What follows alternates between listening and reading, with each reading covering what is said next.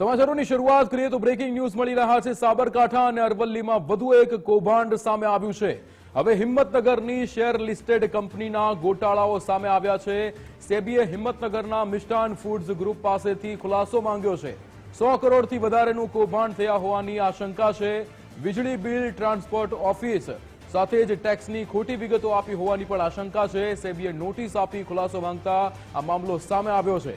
મિષ્ટાન group 2014માં માત્ર 5 કરોડનું turnover ધરાવતી હતી, પરંતુ 2024માં આ ગ્રુપનું ટર્નઓવર 1200 કરોડ સુધી પહોંચી ગયું છે।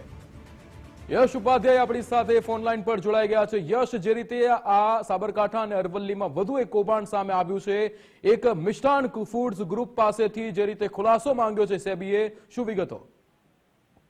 જે ચોક્કસથી વાત કરવામાં આવે તો છેલ્લા 2 મહિનાથી સાબરકાંઠા અરવલ્લી જાણે કે કૌભાંડોનું એપી સેન્ટર હોય તે રીતે ચર્ચામાં આવ્યું છે।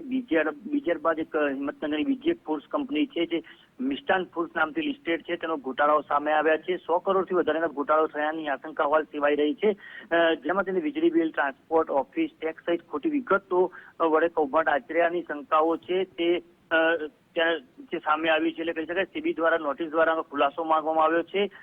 વર્ષ 2014માં મિષ્ટાન 5 કરોડનું ટર્નઓવર છે તે ધરાવતું હતું, 2024માં 1200 કરોડનું ટર્નઓવર કરતી કંપની સામે આવી છે। કહી શકાય કે આજે અગાઉ પણ જે બીજેડ હોય કે આરકે હોય કે અલગ અલગ જે કૌભાંડો આચર્યા બાદ સાબરકાંઠામાં નવું એક કૌભાંડ સામે આવ્યું છે, જેને લઈને અત્યારે આ સાબરકાંઠા ચર્ચાનો વિષય બન્યું છે। જી બિલકુલ યશ, સમગ્ર માહિતી બદલ આપનો આભાર।